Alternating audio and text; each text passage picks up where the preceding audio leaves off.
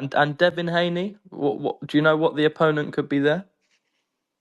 There is a lot of options, and we will discuss it with him.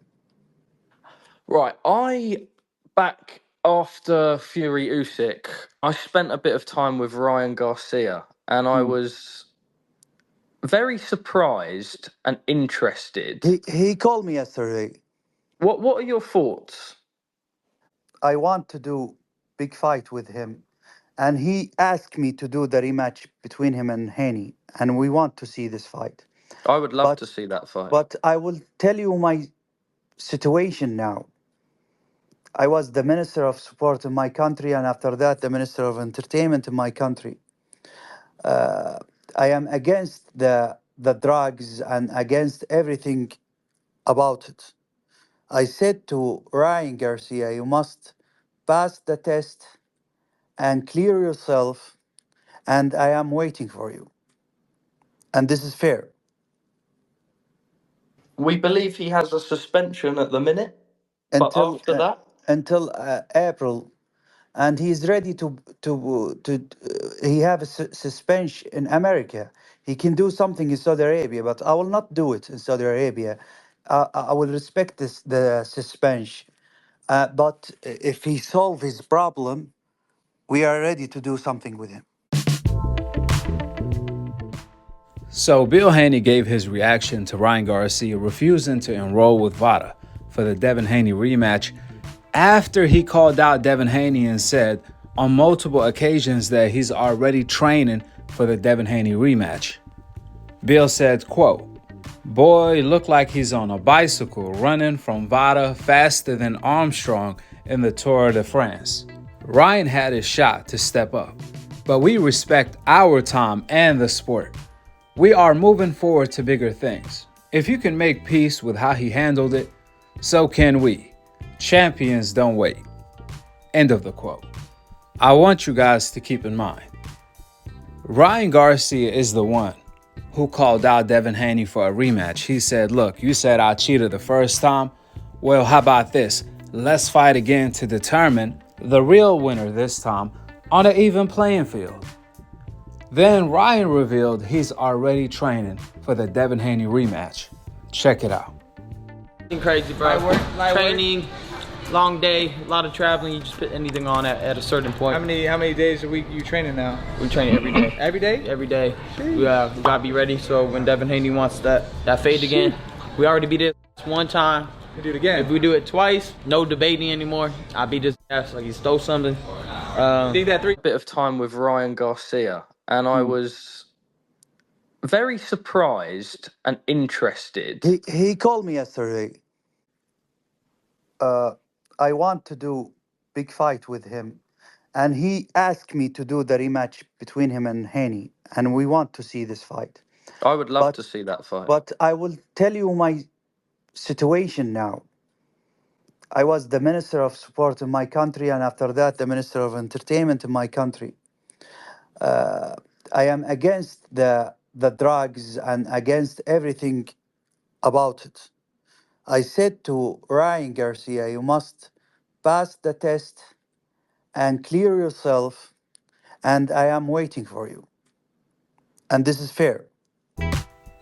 As you guys heard, Ryan told Turki he wants the Devin Haney rematch and he's willing to do whatever testing in order to get the rematch. Therefore, if Ryan wants the Devin Haney rematch and he's already training for the Devin Haney rematch, then why is he refusing to enroll with VADA in order to make this fight come to fruition?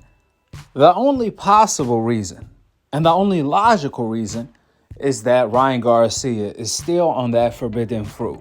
In other words, Ryan is on PEDs right now, taking advantage of being suspended by loading up on PEDs. So by the time his suspension is up, he's gonna be PED strong and ready to fight. That's the only reason Ryan is refusing to enroll with VADA. Like Floyd Mayweather said, if you are clean, then take the test. In fact, Ryan should be voluntarily signing up with VADA to prove that he's now clean, that he's no longer cheating like he was before. So the fact that Ryan is not just refusing to enroll with VADA voluntarily. Nah, we talking about Ryan is refusing to enroll with VADA in order to get the Devin Haney rematch set up, in order to get the settlement set up with Devin Haney so they can fight again. By doing so, he can get rid of the lawsuit and fight Devin Haney again to prove that he can beat Devin Haney on an even playing field. After all, Ryan is the one who called for the rematch and is already in training for the Devin Haney rematch, according to him. However, Ryan rejected to enroll with VADA to get rid of all of them problems and secure the rematch, to get rid of the lawsuit problem and secure the rematch, since, according to Ryan's actions, he's still loading up on PEDs. That's why he's training. He's trying to get the benefit of his suspension. And that's why he's refusing to enroll with VADA, because if he does, then he's going to get popped dirty again for PEDs, which is only going to make his case worse. Remember, when you are not getting tested during off season, you can load up on PEDs more. You can take larger doses of PEDs since you're not getting tested. And when you're ready to get tested 2 months before the fight, that's when you take IV to clean your system for a week or two. And when you're ready to get tested, that's when you enroll with VADA. And that's why Ryan doesn't want to enroll with VADA at the moment in time. I'm going to say it again for the third time for all of the slow people in the back. Ryan is the one who said he wants the rematch, and he's the one who said he's already training for the Devin Haney rematch. It don't take a genius to figure out if Ryan is already training for the rematch, then he should enroll with VADA. He shouldn't have a problem to enroll with VADA if he's clean, unless he's not. Especially when this was his opportunity to negotiate a settlement out of court with Devin Haney, right? Now Ryan Garcia has to face the hearing and face his charges that he's responsible for, aka cheating by taking PEDs. And I really hope everyone that's involved goes down with him. And I'm talking about the New York State Athletic Commission. How are they going to suspend Ryan for a year for cheating by taking PEDs? However, during his suspension, they didn't force Ryan to do random style drug testing during his suspension for cheating, basically allowing him to cheat during his suspension if he wants to. I mean, that defeats the purpose of suspending him. We all know fighters take a year off between fights anyways. Fighters nowadays fight once a year. So them suspending Ryan for a year means nothing if they did not force Ryan to do VADA testing or random Olympic-style drug testing. Now that's first of all. Second of all, when they fined Ryan $1.1 million for cheating by taking PEDs, all of that money went to Golden Boy, which makes no sense at all. Golden Boy wasn't the ones that's fighting Ryan in the ring. Devin was. He's the one that fought Ryan on PEDs. Devin is the one who got affected, not Golden Boy. So that alone is hella suspicious, along with the president of the New York State Athletic Commission resigning right before this case. Like I said before, everyone needs to be investigated, and I'm pretty sure we're going to find dead bodies along the way. So we're going to find out who did it.